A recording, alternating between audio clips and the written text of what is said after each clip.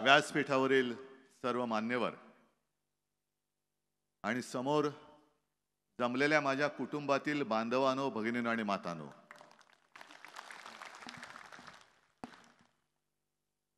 निखिलजी, तुमच्याप्रमाणे माझाही, माझ्याप्रमाणे यांचाही आणि यांच्याप्रमाणे या कॅमेऱ्याच्या पलीकडे बसलेल्या लोकांचा आजच्या या दृश्यावरती विश्वास बसत नसेल. कारण समाजवादी आणि हिंदुत्ववादी हे एका व्यासपीठावरती कसे? बरं, ते तर बाजूला ठेवा. एका वेळेला आमच्याशी रोज काही ना काहीतरी करून कुरापात्या काढून झगडा करणारे निखिलजी आणि कपिल पाटील हे आमच्या समोर होते. ते आमच्या माझ्या उजव्या बाजूला आणि डाव्या बाजूला कसे? कारण आता वेळच तशी आलेली आहे. कपिलजी, तुम्हाला मी खास धन्यवाद देतो, तुमचं अभिनंदन करतो. तुम्ही केवळ एक तुमची काहीतरी हौस भागवायची म्हणून पक्ष नाही काढलात, तर ज्या वेळेला देशाला गरज आहे, लढवय्यांची गरज आहे, अशा वेळेला पक्ष काढलेला आहात. आणि नाव पण चांगले ठेवले, समाजवादी गणराज्य पार्टी. मला अनेक जण विचारतात की तुमचा नेमका विरोध कशाला आहे.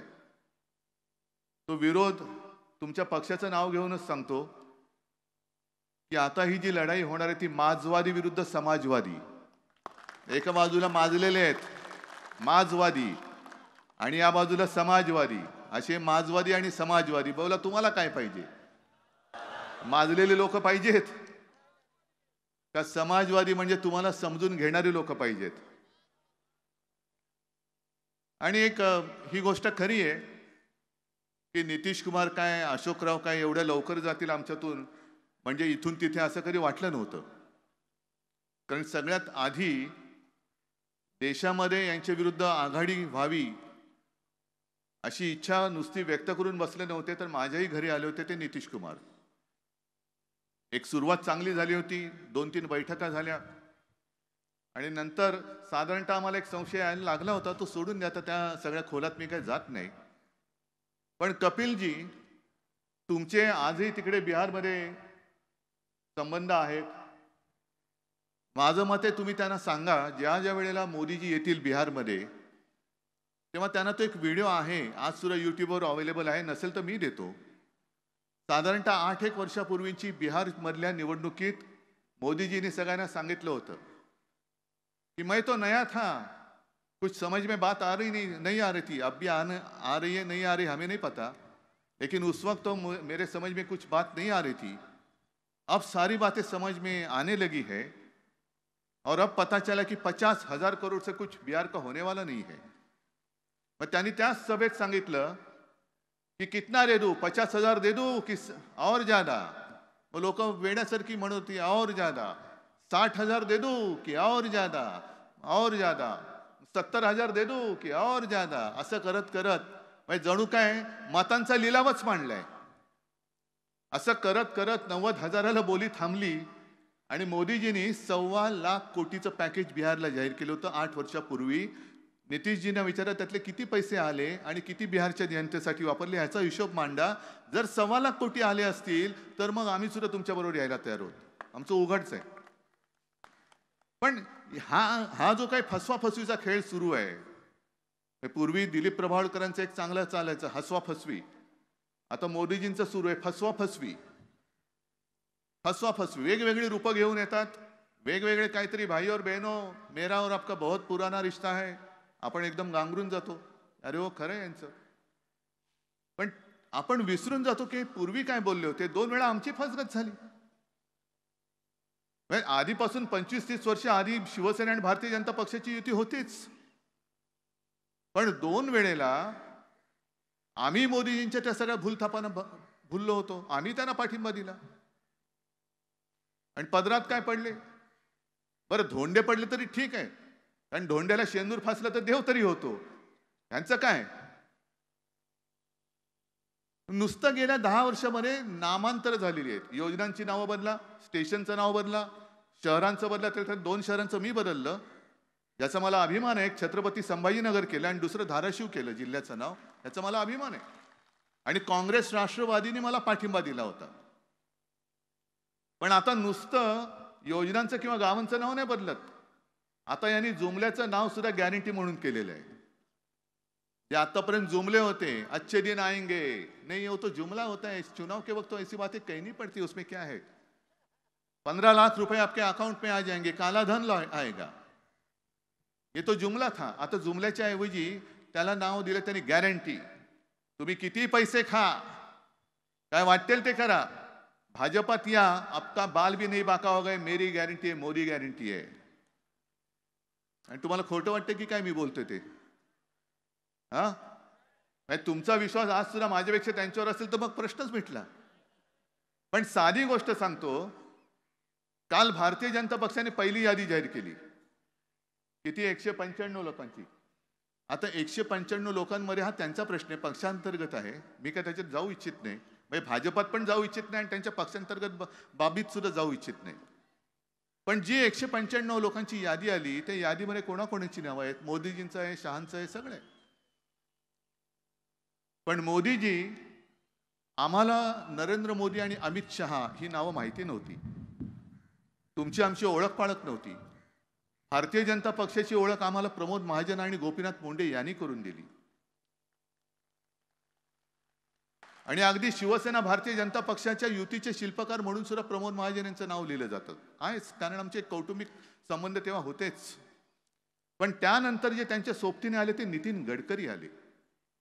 जे 95 ते 99 या आपल्या युतीच्या कालखंडात त्यांनी जी काय 55 उड्डाणपूल बांधले, मुंबई पुणे रस्ता केला, विक्रमी वेळेमध्ये केला, आणि एक चांगला काम करणारा माणूस, संघाचा आणि भारतीय जनता पक्षाचा कडवट निष्ठावान एक कार्यकर्ता, आज त्यांचं नाव पहिल्या यादीत नाहीये. मग कोणीतरी म्हणेल, अहो तुम्हाला काय अक्कल आहे की नाही, महाराष्ट्राची यादी अजून जाहीरच झालेली नाही. ठीक आहे ना, महाराष्ट्राची यादी जाहीर नसेल झाली, पण मुंबईतला एक माणूस ज्याच्यावरती भाजपानेच आरोप केले होते, बेहिशोबी संपत्ती गोळा केली म्हणून, तो मुंबईत राहणार माणूस कृपाशंकर सिंह, त्याचं पहिल्या यादीत नाव आहे, पण निष्ठावंत नितीन गडकरींचं नाव नाहीये. ही कुठली गॅरंटी? हा कुठला प्रकार आहे? मग कुठल्या, तो त्यांचीच जाहिरात होती ना, कुठे नेऊन ठेवलाय महाराष्ट्र माझा. हे खरंच आहे, महाराष्ट्राने पूर्ण देश कुठे नेऊन ठेवलाय तुम्ही आमचा. या जय जय महाराष्ट्र माझा या गाण्याला त्यांनी राज्यगीताचा दर्जा दिला, चांगली गोष्ट, अभिमान वाटावा असंच ते गीत आहे. पण नुसतं त्याच्यावरती मानात डोलावणं आणि नुसतं ते झाल्यानंतर छत्रपती शिवाजी महाराज की जय बोलण्यापुरते गाणं नाही. त्या गाण्यातले शब्द ऐका, काय आहे ते? काळ्या छातीवरी कोरली अभिमानाची लेणी, सह्याद्रीचा सिंह गरजतो वगैरे काय काय ना, आणि दिल्लीचेही तख्त राखीतो. गेल्या वेळेला महाराष्ट्राने आपल्या युतीचे 42 खासदार निवडून दिले नसते तर दिल्लीचं तख्त हे राखू शकले नसते. आता तीच वेळ आलेली की दिल्लीचेही तख्त फोडतो, पहिल्यांचं तख्त आपल्याला फोडावं लागेल आणि मग आपलं तख्त तिकडे बसवावं लागेल. यांची जी काय मिजाज आहे, आपकी बार 400 पार, मी म्हणतो आपकी बार भाजपा तडीपार. या घोषणा द्या, आपकी बार जोरात, आपकी बार भाजपा तडीपार. कसले 400 पार होतं ते बघतो मी तुम्हाला. अरे गेल्या वेळेला जर माझे 40-42 महाराष्ट्राने निवडून दिले नसते तर तुम्ही 250च्या पुढे जाऊ शकला नसतात. आणि 2 वेळेला तुम्ही आमचा विश्वासघात केला. आम्ही हिंदुत्व म्हणून तुमच्या सोबत होतो, जरूर होतो, पण आमचं हिंदुत्व आणि तुमचं हिंदुत्व याच्यामध्ये जमीन आसमानचा फरक आहे. तुमचं ते हिंदुत्व आम्ही मानायलाच तयार नाही आहोत. आज हे सगळे काय आलेत समाजवादी विचाराची लोक, हे का माझ्या बरोबर आलेत? मुस्लिम लोक मोठ्या प्रमाणात येत आहेत, काय येतात माझ्या बरोबर? कारण आमचं हिंदुत्व हे घरातली चूल पेटवणारं हिंदुत्व आहे आणि भाजपचं हिंदुत्व हे घर पेटवणारं हिंदुत्व आहे. आमचं हिंदुत्व हे गाडगे बाबांचं हिंदुत्व आहे. जो तहानला असेल त्याला पाणी देणं, जो भुकेला असेल त्याला अन्न देणं, ज्याच्याकडे वस्त्र नाही त्याला वस्त्र देणं, ज्याच्याकडे घर नाही त्याला घर देणं. असं काही नाही की गाडगे बाबा देव मानत नव्हते, पण गाडगे बाबा ज्या वेळेला पंढरपूरची वारी असायची तेव्हा तिकडे जायचे गाडगे बाबा. माझ्या आजोबांनी त्यांचं चरित्र लिहिलेलं आहे आणि माझ्या जन्माच्या आधी सुद्धा आजोबा आणि गाडगे बाबांची वेगळी त्यांचे ऋणानुबंध होते, स्नेहसंबंध होते. माझी आई सांगायची, बाळासाहेब सांगायचे की गाडगे बाबा घरी यायचे पण ते घरात नाही यायचे. बाहेर बसायचे. आमचं दादरचं घर मला नाही माहिती तुमच्यापैकी किती जणांनी त्यावेळेला पाहिलं असाल. आता तिकडे सुद्धा टॉवर झालाय. पाठीकडे यायचे आणि सुनबाईला हाक मारायचे, म्हणजे माला की काय भाकर तुकडा असेल तर दे. आता गाडगे बाबा आले म्हटल्यावर सगळे पण आजोबा वगैरे सांगा, अरे आत याने आतमध्ये नाही, मी बाहेर बसणार. आणि मग स्वयंपाक करायला लागली तर ते बोलाय, सुनबाई असं नाही करायचं, तुझ्याकडचा कालचा शिळा काय भाकर तुकडा असेल तर दे, नाही तर मी चाललो.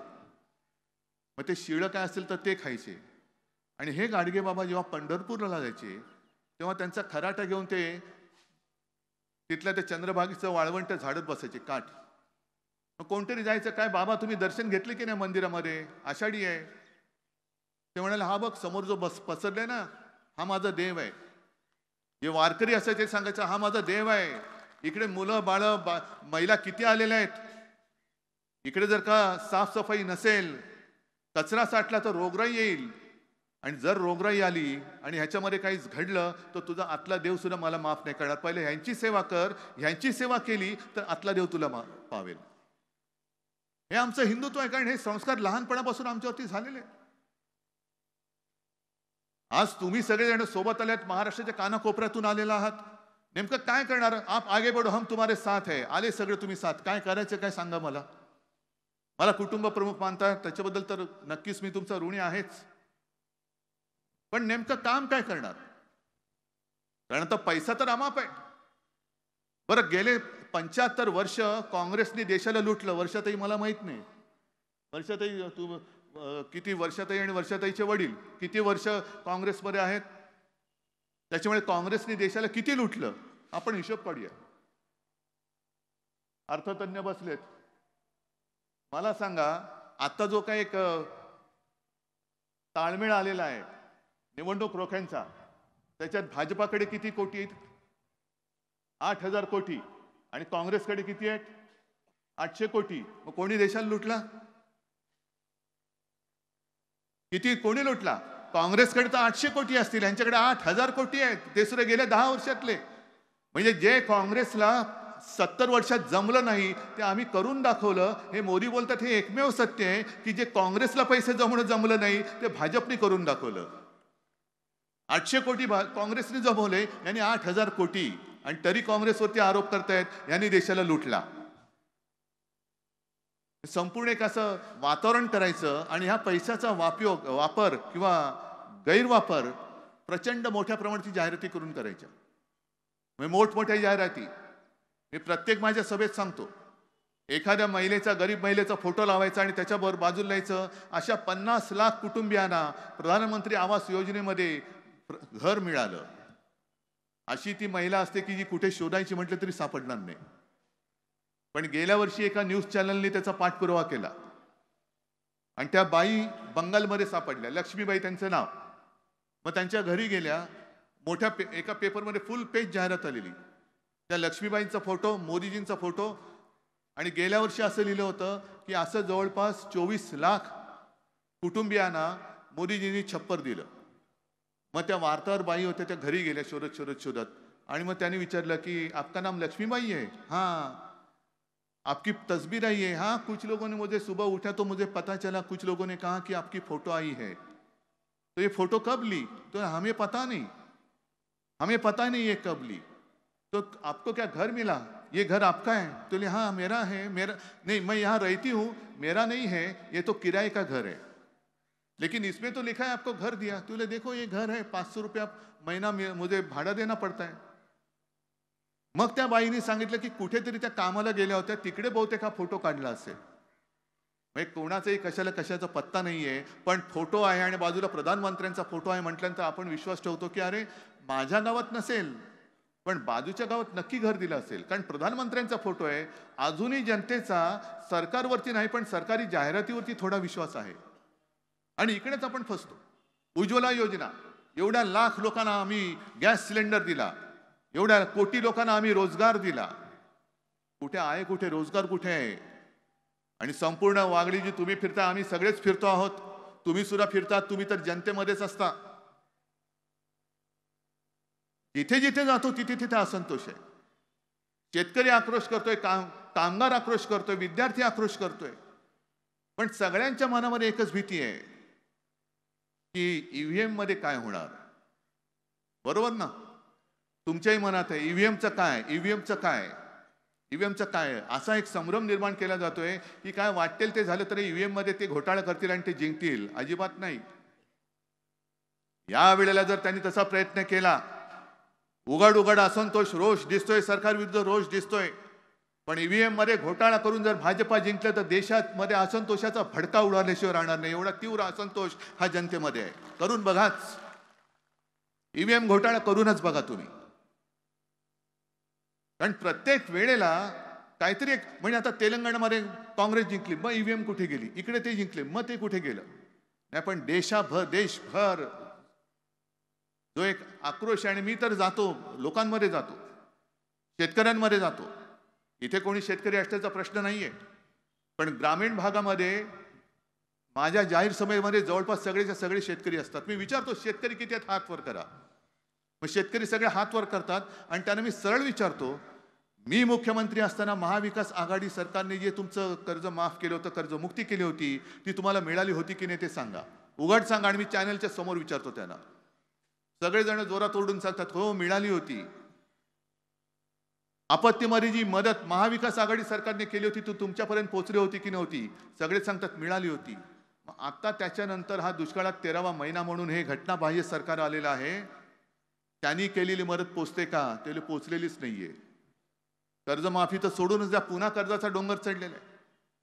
कपिलजी तुम्ही सांगत होता हे किती म्हणजे अख्खी रात्र जाईल, पण ह्या सरकारची सगळी सरकारचा नाकर्तेपणा सांगायला गेलो तर रात्र पुरणार नाहीये. आणि ही लढाई ज्या वेळेला मला आश्चर्य वाटतं की काही सुशिक्षित लोक विचारतात की तुमच्याकडे पर्याय कोण आहे. म्हटलं हा प्रश्न तुम्ही भाजपला विचारा, भाजपकडे पर्याय कोण आहे. कारण स्वतः नरेंद्र मोदींनी सांगितलं की एकच प्रॉडक्ट किती वेळा लॉन्च करणार. हीच परिस्थिती भाजपची, एकच प्रॉडक्ट किती वेळा घासून पुसून पुन्हा पुन्हा लॉन्च करणार. गेल्याही वेळेला तेच, त्याच्याही गेल्या वेळेला तेच. म्हणजे जणू असं काही ते प्रॉडक्ट लॉन्च करतात की हा अल्लाउद्दीनचा जादूचा दिवा आहे, घासला की तुमचं स्वप्न साकार होईल. पण किती वेळा हात जिजला, पण अजून स्वप्न काय त्यातून काही थापांशिवाय दुसरं काय बाहेरच पडत नाहीये. माय भाजपाकडे मोदींना पर्याय आहे. आणि आम्ही जे सगळे एकत्र येतो एका विचाराने येतो आहोत, ते मोदींविरुद्ध येत नाही आहोत, ते हुकुमशाही विरुद्ध येतो आहोत. हुकुमशाही, आम्हाला या देशाला हुकुमशाह नको आहे. आणि हुकुमशाहीला एकच पर्याय होऊ शकतो आणि होतो तो म्हणजे लोकशाही. आम्हाला लोकशाही या देशातली टिकवायची आहे. हाच आमचा पर्याय आहे. आमच्या डोळ्यासमोर मोदी किंवा भाजप नाही, तर त्यांची ती हुकुमशाही वृत्ती आहे. आणि त्या वृत्तीला पर्याय देण्यासाठी आम्ही भले थोडे विचाराने वेगळे वेगळे असलो तरी देशभक्त म्हणून आम्ही एकत्र आलेलो आहोत. आज आम्ही सगळे देशभक्त आहोत, सगळे आहेत. मी तर सगळ्या राज्याला आवाहन करतोय, कारण देश खूप मोठा आहे. ठेवा तूर्त या निवडणुकीपुरतं तुमचं जात पात धर्म सगळं बाजूला ठेवा आणि देशभक्त म्हणून एकत्र या आणि पहिल्या देशाला वाचवा. कारण देश टिकला तर आपण टिकू, आणि आपण टिकलो तर मग धर्म कसा टिकवायचा तो आपण कधी बघू शकतो. आता देशाला वाचवणं हाच आपला धर्म आहे. आणि जे माझे आजोबा सांगायचे की पहिल्यांदा देश डोळ्यासमोर ठेव. देश, आशीर्वाद द्यायला देव पाठीशी पाहिजे, पण देशसेवा आणि देश हा आपल्या नजरेसमोर असला पाहिजे, आणि आशीर्वाद देणारा देव हा पाठीशी असला पाहिजे. आज हे लोक देव समोर ठेवतायत आणि देश कुठे टाकलाय हे त्यांना सुद्धा कळत नाहीये. नुसतं राम नामाचा जप करताय, आणा ना राम राज्य आणा. मग तुम्ही मणिपूरमध्ये जाऊ शकला नाहीत, पण लक्षद्वीपमध्ये जाऊन पाणबुड तिकडे डुबून आलात, पाण्याखाली जाऊन आलात. द्वारकेत तिकडे पाण्याखाली जाऊन आलात, समुद्राच्या तळाला जाऊ शकता, पण मणिपूरमध्ये जाऊ शकत नाहीत. राम राज्य आणि प्रभू रामचंद्राला देव का मानतो? कारण त्यांनी जसा कारभार केला होता. तुमचा नुसताच भार आहे, कारभार कुठे? हे राम राज्य नाही. आम्हाला नुसतं प्रभू श्री रामचंद्र नाही, आम्ही राम, सीता, लक्ष्मण, हनुमान सगळ्यांचे आम्ही पुजारी आहोत. सगळ्या देश आणि जगातले सगळे करोडो लोक, त्यांना रामाची भक्ती करायला सांगण्याची भाजपनी गरज नाहीये. राम राज्य कसं असायला पाहिजे हे मला वाटतं त्यांनी आता जरा देशातली जनता त्यांना घरी बसवेल तेव्हा रामायण त्यांनी परत वाचावं. का रामाची भक्ती आज सुद्धा केली जाते? छत्रपती शिवाजी महाराजांबद्दल सुद्धा त्यांचा गनिमी कावा हा एक प्रकार होता. गनिमी कावा कारण समोरचा शत्रू तुल्य फार मातब्बर होता. म्हणजे आज जसा भारतीय जनता पक्ष आहे, पैशाने मजबूत आहे, शासकीय यंत्रणा त्यांच्या दाराशी झाडलोट करतायत. आमच्याकडे काय आहे? तुमच्याशिवाय आमच्याकडे काय आहे? तुम्हीच आमचं सैन्य, तुम्हीच आमचं शस्त्र, तुम्हीच आमचं भांडवल आणि तुम्हीच आमची संपत्ती.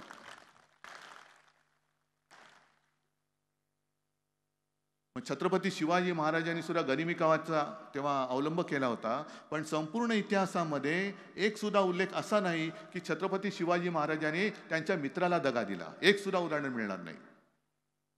तुम्ही नावं मोठी मोठी घेतायत, प्रभू रामचंद्राचं घेताय, छत्रपती शिवाजी महाराजांचं घेताय, पण त्यांच्यापैकी काहीतरी एक कण तरी तुमच्यामध्ये आलाय का हा पहिला विचार करा.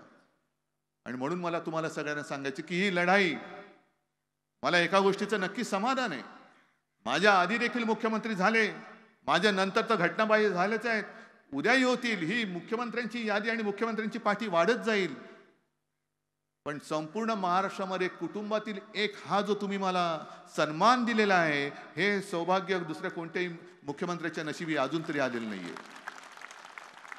आणि म्हणूनच मी लढाईला मैदानात उतरलेलो आहे. कपिल जे आहेत, निखिल जे आहेत, सगळेच व्यासपीठावरील मान्यवर त्यांच्या त्यांच्या परीने मातब्बर आहेत. तुम्ही सगळेजण आलेला आहात. ही लढाई माझी एकट्याची नाहीये. उद्धव ठाकरेला परत मुख्यमंत्री व्हायचंय, उद्धव ठाकरेला पंतप्रधान व्हायचंय, म्हणून ही लढाई नाहीये. ही लढाई तुमच्या भावी पिढ्यांची आहे. तुम्ही विचार केला पाहिजे की तुमच्या ज्या पिढ्या ज्या आणखीन 20 वर्षांनी 50 वर्षांनी या देशात राहणार आहेत, त्या लोकशाहीतेने राहायला हवं का हुकुमशाहीमध्ये राहायला पाहिजे हे तुम्ही ठरवायचंय. आणि तुमचं मत तुम्ही द्या. ज्याला हुकुमशाही, मी तर म्हणतो हुकुमशाही प्रेमी आणि लोकशाही प्रेमी अशी ही लढाई आहे. आणि मला खात्री आहे की ज्या पद्धतीने उत्स्फूर्त प्रतिसाद मिळतोय, भारत मातेची जी कूस आहे ती एवढी अजूनही निर्वंश होण्यासारखी नाहीये. या भारत मातेच्या पोटातनं अनेक क्रांतिकारक जन्माला आलेले आहेत, विचारवंत आलेले आहेत. मगाशी तुम्ही सगळ्यांचा उल्लेख केला, विवेकानंद, शाहू फुले, आंबेडकर, मोठी कितीतरी यारे.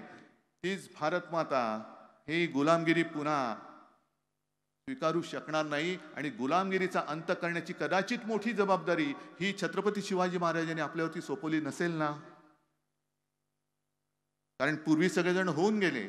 अगदी आणीबाणीच्या काळामध्ये सुद्धा दिग्गज साहित्यिक सुद्धा उतरले होते. पु ल देशपांडे होते, दुर्गाबाई भागवत होत्या, मोठमोठे विचारवंत होते, जयप्रकाश नारायण होते. अंधेरे में एक प्रकाश. आता हा प्रकाश आपल्याला पुढे न्यायचा आहे.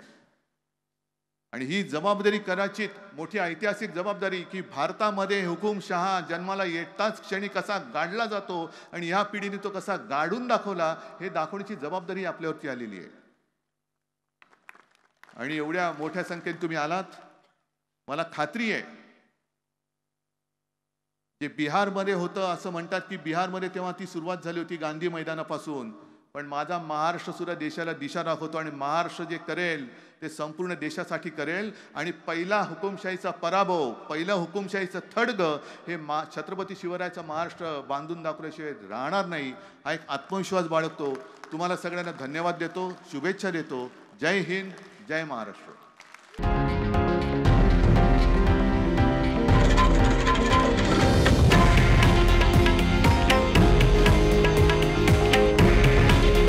हे आहे देशातील नंबर 1 न्यूज नेटवर्क आणि आपण पाहत आहात TV9 मराठी. काळजी तुमची, हित महाराष्ट्राचं.